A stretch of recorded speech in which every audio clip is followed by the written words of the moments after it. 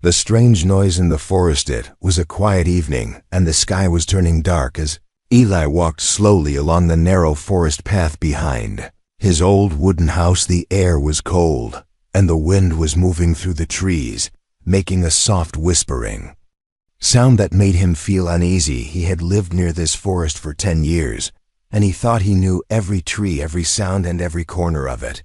But tonight something felt different. Something felt wrong.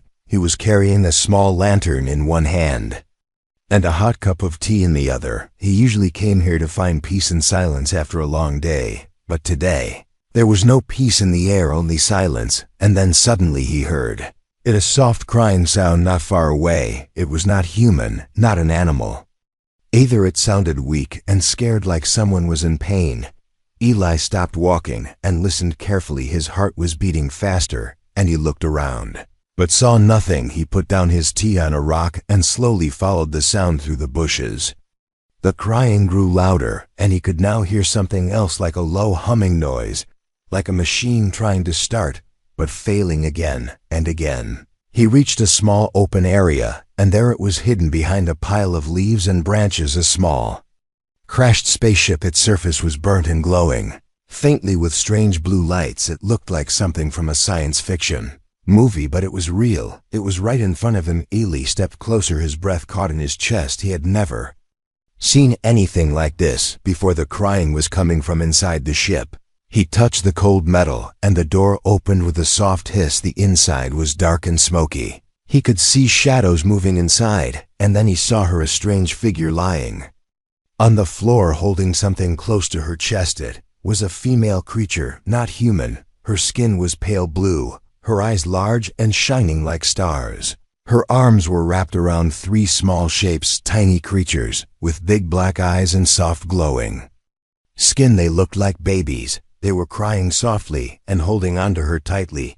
She was hurt, bleeding from her side, and her breathing was slow and shallow. Eli wanted to run. He wanted to scream, but he could not move. His eyes were locked on the scene in front of him. The alien woman looked at him with fear and pain, but also with hope. She tried to speak, but only a soft whisper came out. Her hand reached towards him, shaking. He knelt down slowly and put his hand over hers. He whispered softly, "It is okay, I am not going to hurt you." She looked at him with wide eyes and blinked slowly. One of the babies looked at Eli and stopped crying for a moment. Then it reached out its tiny glowing hand and touched Eli's finger. It felt warm and soft, like a little spark of light, and suddenly Eli felt something he could not explain, like a quiet voice inside his head telling him to help them, to protect them. He gently lifted the alien mother in his arms. She was lighter than she looked, and the babies clung to her. Eli looked around and saw broken parts of the ship, wires glowing with energy, and a strange black box that was blinking with a red light. He had no idea what any of it meant, but he knew he could not leave them here, not in the cold forest, not while they were hurt and scared. He carried them carefully back to his house. The path felt longer than usual, the trees darker and the shadows deeper, as if the forest itself was watching him. When he reached his backyard, he opened the basement door and went inside. The room was small and dusty, filled with old books, tools, and boxes. He placed the alien mother on a soft mattress and wrapped her in a blanket. The babies curled up beside her, their glowing eyes slowly closing. Eli sat down on the floor, his hands shaking, his mind full of questions. What had he just found? Who were they? Where did they come from? And why were they here?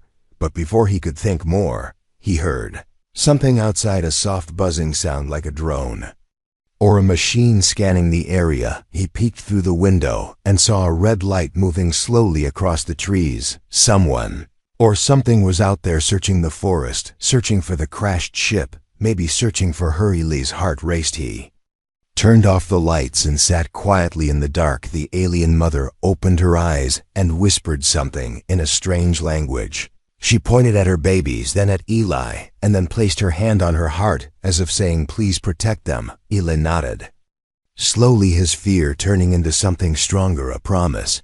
And then he heard a soft beep from the strange black box in the wreckage. It was still inside the forest, and it had started blinking faster and faster, as if sending a message to the sky. Something or someone had received the signal. and they were coming.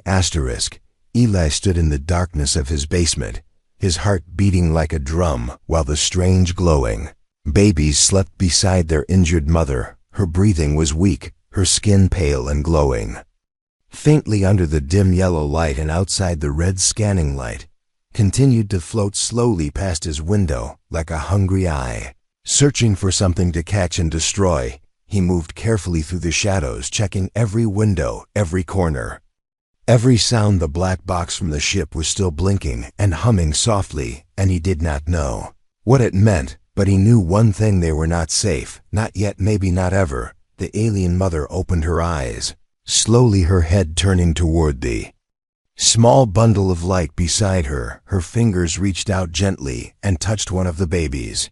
The child made a soft sound in its sleep, and she smiled weakly. Then her gaze shifted to Eli, and for a moment, they simply looked at each other, two beings from two different worlds, sitting in the same quiet space, under the same fear and the same stars. Eli knelt beside her and offered a small bowl of warm soup he had made. She looked at it curiously, her hands trembling as she tried to hold the spoon. But her strength was fading. Eli helped her, and she accepted his kindness with tired, grateful eyes. She whispered a word in her language, and though he did not understand it, he felt it in his chest like a soft thank you carved into the air. He pointed at himself and said, Eli then pointed at her and waited. She hesitated, then placed her hand on her chest and said, Nira. Her voice was soft like wind through leaves, her name strange and beautiful, like a forgotten song. Nira then reached to the side and pulled out a small device from a pouch. It looked like a crystal attached to wires and lights. When she pressed it, a blue hologram appeared between them, spinning slowly in the air, showing a peaceful planet filled with tall blue trees and silver oceans. Flying creatures danced in the sky, and children laughed in fields of glowing flowers. Then the image changed. The sky turned red. Ships appeared. Fire spread across the land. Nira was running, holding the babies. The sound of weapons filled the air. Her partner stayed behind, fighting something dark and shadowy and monstrous. She escaped through a portal, while behind her the planet burned. Eli watched silently, feeling something heavy in his heart. Nira pressed her hand against the hologram, and it faded away. Her eyes filled with tears, not of water, but of shimmering silver light. They rolled down her face and vanished into the air like stardust. Babies stirred in their sleep, and one of them woke up, stretching its small glowing arms toward Eli. He smiled and picked it up gently. It looked at him with big, curious eyes, and then placed its hand on his cheek. A warm feeling passed through him, a strange comfort, like he had known this little being forever, like they were family now. Somehow, in a way no words could explain, Eli wrapped them in old blankets and sat beside them, holding the baby close, while Nira watched with soft eyes, her pain still strong, but her heart calmer now, knowing they had found someone good, someone kind outside. The red light vanished, but the silence was heavier than before. Something was still out there, watching, listening, waiting. Then the doorbell rang once, then again, louder each time. Eli froze, his hands tight around the baby. He looked at Nira. She nodded, once, her eyes telling him to be careful, to be smart. He walked upstairs slowly, each step louder than thunder in his ears. He reached the door and peeked through the peephole. Two men stood outside in dark uniforms, with strange devices on their belts and serious expressions. One of them was holding a scanner, and it was beeping. Eli opened the door halfway, his voice calm as he asked if something was wrong. The taller man said they had tracked a strange object falling from the sky, and their equipment showed it landed near this area. They were checking every house for any signs of unusual activity or materials. Eli shook his head and said he had not seen anything, just heard thunder and saw smoke in the distance. The man asked to look around, but Eli said his dog was sick and did not like strangers. They waited a moment, then handed him a small card and walked away, but the shorter one left a small round device near the fence, something that blinked once and then stopped. Eli closed the door, locked it, and ran back to the basement. Nira was sitting up now, her face pale, but her eyes alert. He told her what happened, and she looked at the ceiling, then pointed upward, her hand forming a shape in the air, a circle with waves around it. Maybe the tracker, maybe danger. That night Eli could not sleep. He sat near the babies, who now looked peaceful and calm, as if they knew he would protect them, as if they trusted him like their own. Bladnira reached out and placed her hand on Eli's hand. Her touch gentle and warm, and in her language she said something that needed no translation, because in that one quiet moment, with the hum of alien machines and the breath of strange children in the air, Eli understood she was not a monster. She was a mother, and her heart was the same as his. The night was quiet, too quiet for Eli to feel calm. The wind outside was not moving, and even the trees stood still, like they were holding their breath, waiting for something to happen, waiting for something to arrive. Eli sat beside the alien mother, Nira, who was now sleeping deeply, her wounds slowly healing, her skin glowing a little brighter than before. The three alien babies curled close to her, their small bodies giving off soft pulses of blue light, like stars in a gentle rhythm that made the basement look almost magical, almost safe. But Eli knew safety was only a dream he could not trust. Round device the soldiers left outside still blinked. Once every few seconds it looked dead, but Eli felt like it was watching, like it was listening. Like something or someone on the other side was waiting for a signal, waiting for a reason to return. He had taken the strange black box from the crash site and hidden it under a wooden crate. Its lights were still pulsing faster than before, like it was trying to warn them, or maybe trying to call someone. Eli did not know which was worse. Checked every window again, moved quietly through each room, and placed heavy furniture against doors just in case, his hands shaking, but steady, his thoughts racing but focused. In the darkness above the trees, something moved, a shape quick and silent, almost invisible, but not completely. The stars above flickered as the object passed in front of them for only a second, and then vanished again into the black sky. The baby named Luma, the smallest of the three, opened her eyes and cried softly, like she could feel something wrong, something dangerous, getting close. Eli picked her up, held her close, and whispered that everything would be all right, though he was not sure if that was true. Then the basement light flickered once, twice, and then died. The room filled with shadows. The hum of the machines around them stopped for a breath, then returned weaker, and Eli heard a noise, a soft clicking sound, like claws against metal, like teeth grinding slowly together, like something trying to enter without being seen. He grabbed the old flashlight from the shelf, turned it on, and pointed it at the far wall where the sound was loudest. The beam landed on a small metallic object stuck to the bricks, a spider-shaped device glowing red and crawling downward slowly like a parasite. Eli rushed forward and smashed it with a hammer. The pieces shattered across the floor, but as they broke apart, a sharp pulse shot through the air, and the black box under the crate blinked 3 times quickly and then turned dark. Nira sat up suddenly, her eyes wide with fear. She said a word again, and again, something urgent. Eli tried to understand. Her hands were moving fast, pointing upward, then toward the door, then at the babies. She was saying they had been found. She was saying they were coming. A loud crack echoed through the forest outside, like lightning without thunder, like air tearing open, and something heavy dropping from the sky. Eli ran to the window and saw them, 3 figures dressed in black armor with red eyes, glowing like fire, stepping through the trees slowly and without sound, like ghosts. Made of steel, they carried weapons unlike anything Eli had seen, long and sharp, humming with energy. One of them stopped and scanned the area, its eyes locking onto the house, its head tilting slowly like it was smiling without a mouth. Eli ran back down to the basement and grabbed Nira's arm. She stood weak but ready, holding one of her babies, while Eli picked up the other 2, their lights brightening in his arms, like they could feel his fear and wanted to protect him instead. Led them through the hidden trapdoor behind the old shelves, a narrow tunnel he had dug years ago that led into the deep woods behind his house. It was tight and dark, but safe for now, the walls shaking slightly as footsteps above shook the wooden floors.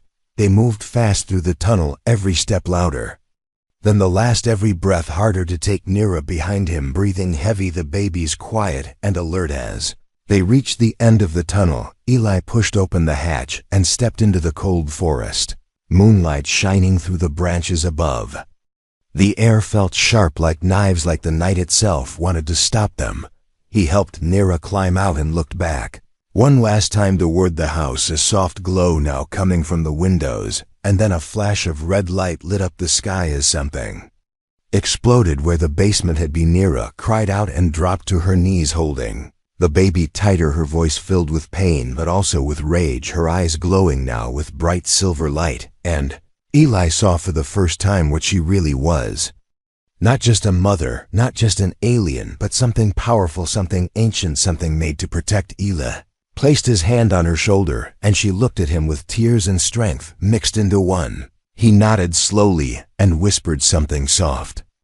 Not a word, but a feeling, and together they turned and vanished into the forest deeper and deeper. Behind them the hunters scanned the smoke, their weapons humming, their eyes locked forward, like machines with only one purpose: to destroy, to hunt, to take. But this time their prey was ready, and the fight had only just begun. The forest was still dark and cold as Eli walked slowly through the trees, holding the glowing babies close to his chest, while Nira followed behind him, weak but steady, her arms wrapped tightly around the smallest child, whose light flickered softly like a candle in the wind. They had escaped the hunters, but Eli knew they were not far. He knew their red eyes were still searching the sky and the ground and every shadow that moved in the night.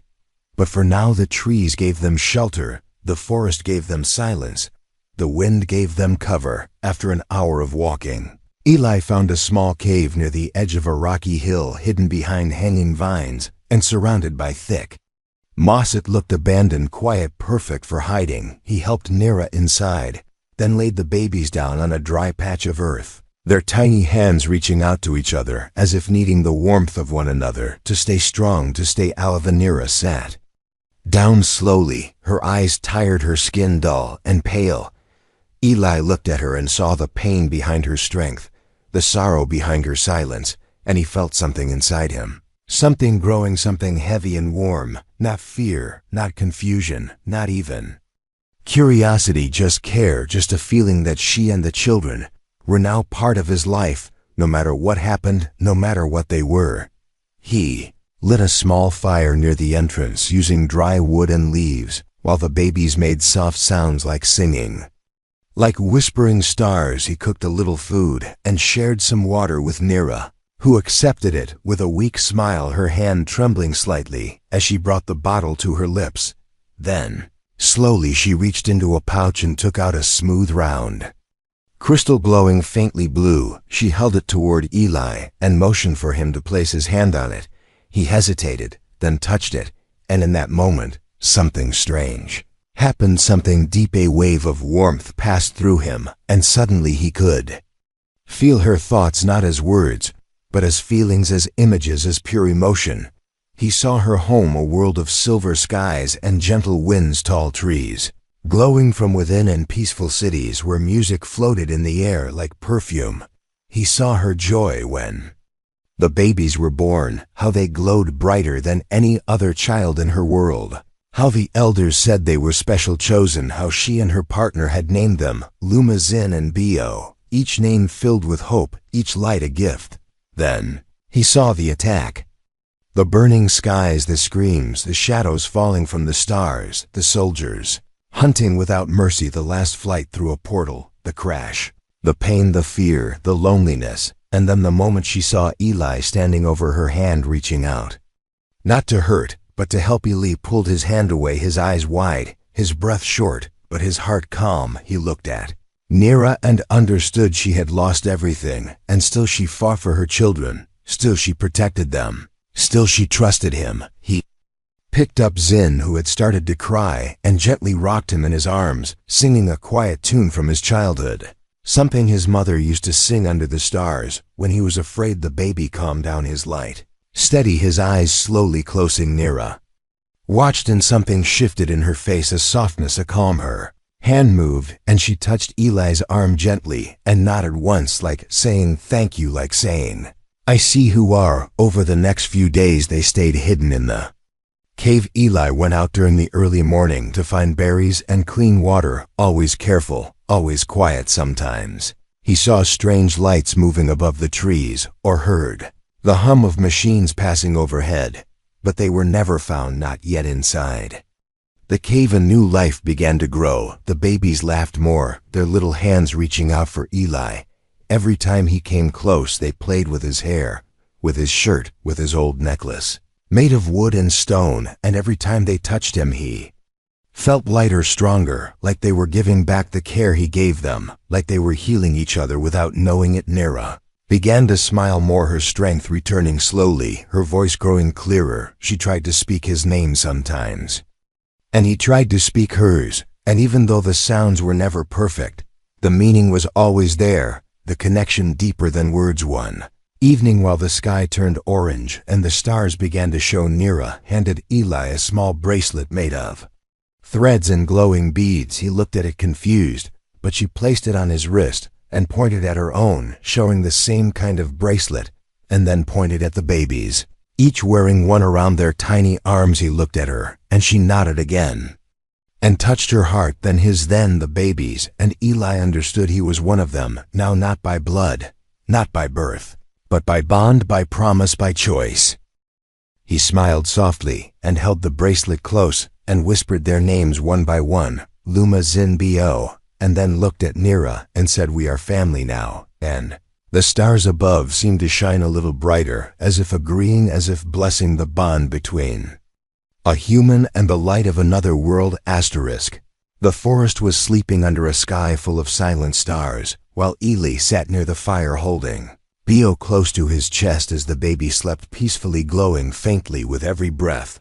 Nira lay nearby, resting, with Luma and Zin wrapped in a soft cloth made from Eli's old jacket, their warmth shared like a small family held together by hope and fear. The bracelet on Eli's wrist shimmered softly in the firelight, a sign of the bond he had chosen, a promise he had made, a truth he had accepted. It had been 2 days since they left the basement, 2 days since the hunters arrived, 2 days of hiding, of silence, of waiting for the next shadow to fall. Eli had started to believe they were safe, at least for now, until the sound came. It was faint at first, like a breeze brushing leaves, like the rustling of something small and harmless, but then it grew louder, deeper, sharper, like metal cutting air, like boots crushing moss, like something not human walking through the dark. He stood quickly and placed Bo next to Nira, his eyes searching the trees, his hands reaching for the wooden staff he had sharpened at both ends, not strong enough to fight machines,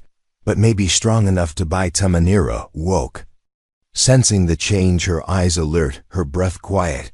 She held her children close and whispered a word Eli did not know, but he felt its meaning: stay close, stay quiet, stay ready. Fire died slowly, and the cave grew darker as the sound of movement surrounded them. Shadows moved between the trees, not just one, not just two, but many, slow and silent, with red lights pulsing on their bodies and masks that glowed like blood under moonlight. Eli helped Nira stand and led them through the narrow back path, a trail covered by ferns and rocks leading away from the cave, deeper into the heart of the forest, where even the stars could not reach.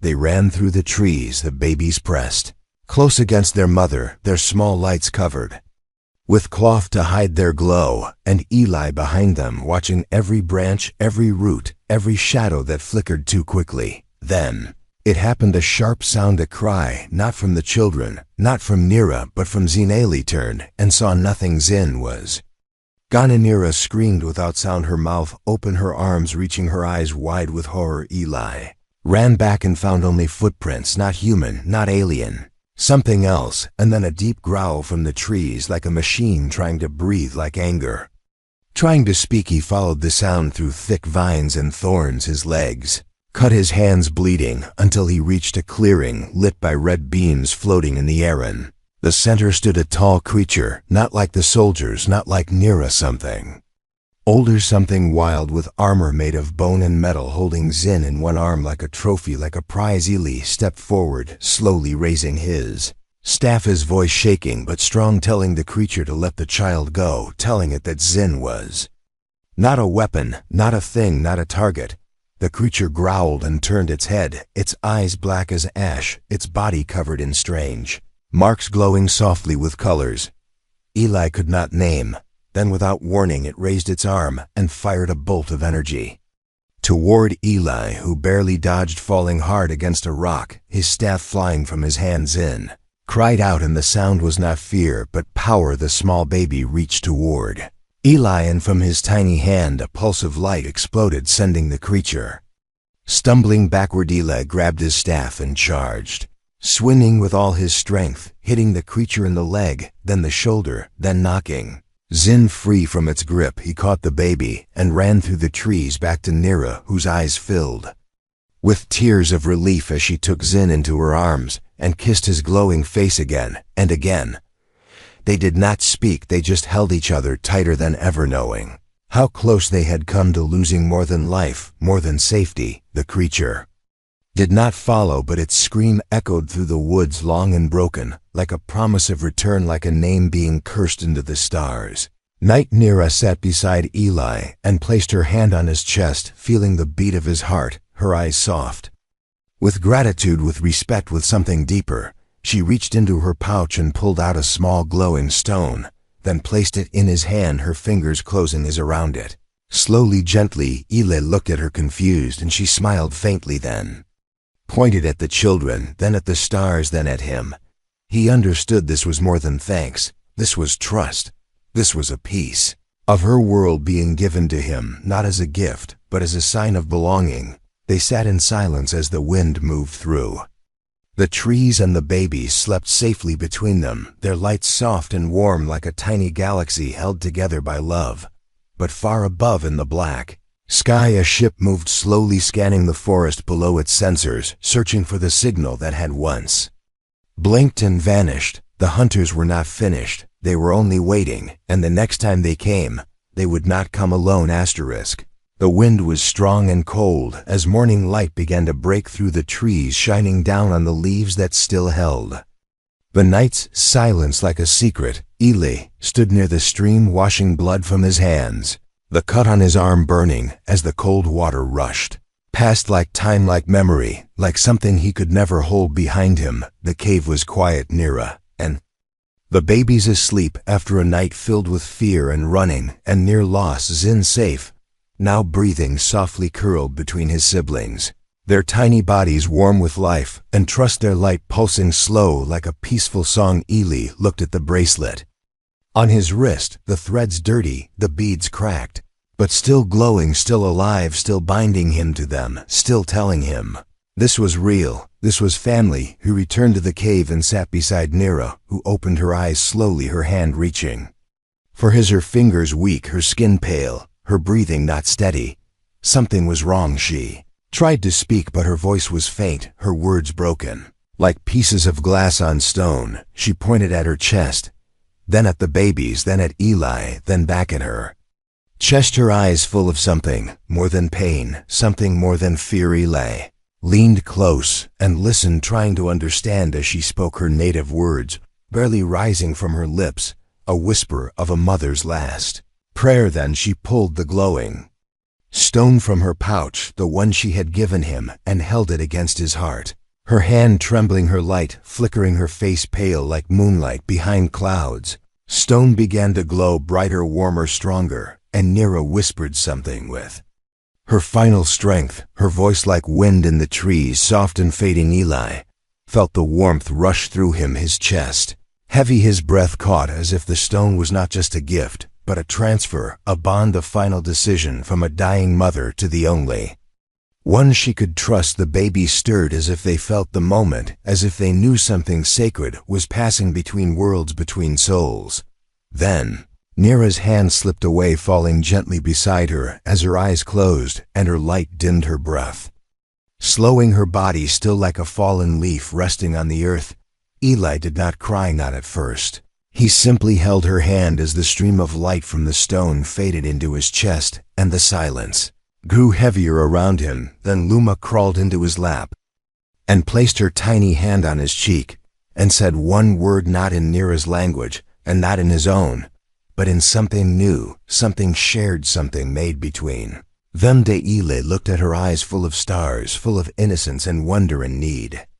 And he felt the tears rise like a flood, like the sky falling gently down into his chest. Zin and Bio followed, reaching for him, holding his arms, his neck, their soft voices calling him the same word again and again, with warmth, with joy, with trust. He held them close one by one, then all together, and looked at Nira for the last time, her face calm, her body resting, her mission complete. She had crossed galaxies to save them, and in the end, she had chosen Eli, not because he was strong, not because he was smart, but because he cared, because he stayed, because he did not run later. Eli buried her near the roots of a tall, glowing tree, whose light danced like stars across the leaves. The babies placed small stones around the earth there, hands guided by love, their eyes quiet with sorrow. He marked the place with her bracelet tied to a branch, its beads still glowing, its threads still strong.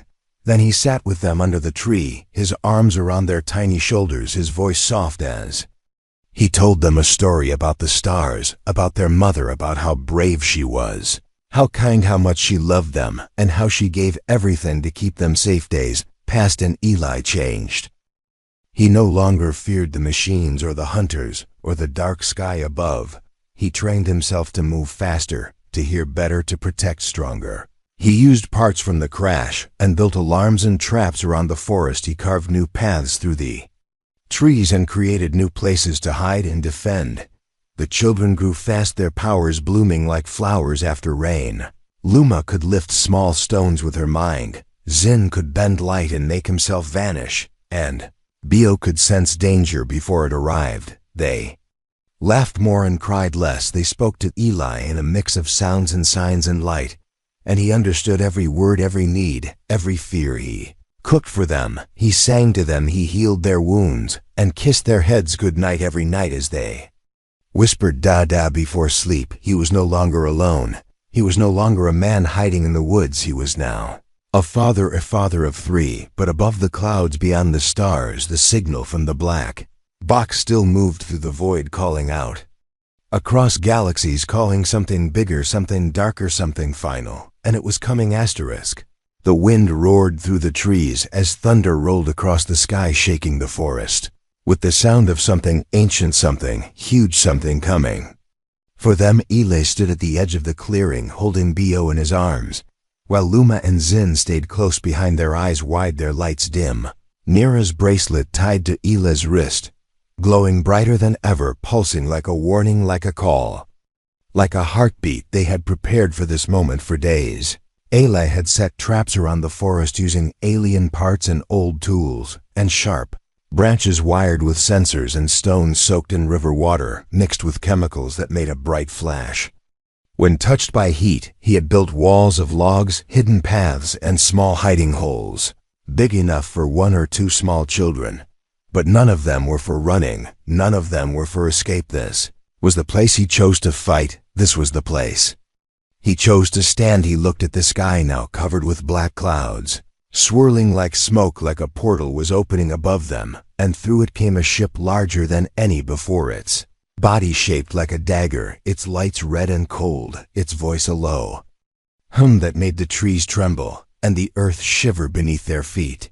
Children held onto Eli's legs, their tiny fingers digging into his clothes, as if to say, stay with us, as if to say, we believe in you, as if to say, we are not afraid because you are here. Eli placed Bio in the hidden nest of roots near the tall glowing tree, then knelt down to Luma and Zin and pointed to the same place, his eyes serious, his hands firm. He kissed their foreheads and whispered the word family, and they nodded.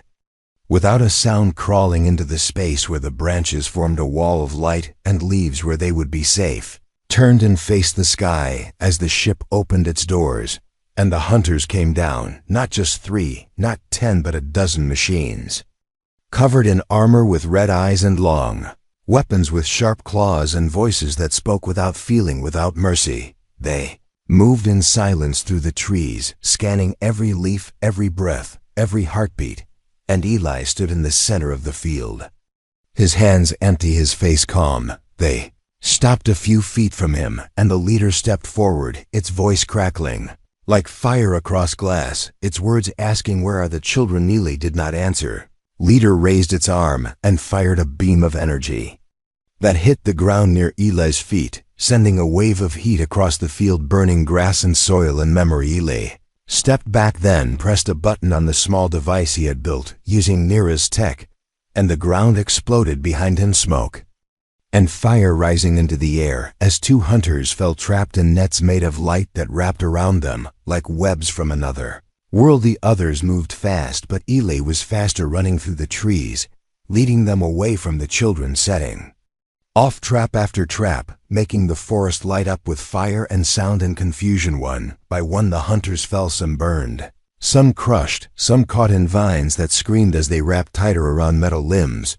But the leader kept coming. It moved with purpose, with rage, with something personal, as if it knew Eli, as if it hated him for choosing to care, for choosing to love, for choosing to become more than a man hiding in the woods. Eli reached the edge of the cliff where the river roared below and turned to face the leader, who now stood alone. Its armor burned, its mask cracked, its eyes glowing brighter than ever. They fought without words, without mercy, Eli using every bit of strength, every memory, every promise. Nira made every smile. The children gave every reason to keep standing. The leader struck him hard, throwing him against a tree, breaking the device in his pocket, tearing the bracelet from his wrist. Eli fell to his knees, blood on his face, light fading from his eyes, and the leader raised its arm to end him. Then came the light. 3 streams of glowing energy shot through the trees, hitting the leader with force that cracked the sky. Luma, Zin, and Bo standing together, their eyes shining, their hands raised, their voices. One, the leader screamed and fell backward into the river, below, its body swallowed by the current, its red lights vanishing into the deep. Eli opened his eyes and saw them, saw his children standing in the wind, their lights brighter than the stars above, and he smiled the way only a father can smile when everything else is gone, but love remains. They ran to him, held him, cried with him, their hands healing his wounds, their light warming his skin. Together they walked back to the glowing tree and sat in its shade, the sky clear now, the stars returning. One by one, like a promise kept, Eli looked at them and whispered, "You are safe," and they said, down and again until sleep took them gently above them. The sky held no ships, no hunters, no war, only peace, only light, only home. And in that forest, under that tree, in that quiet space, a man became a father, and a story became a legend.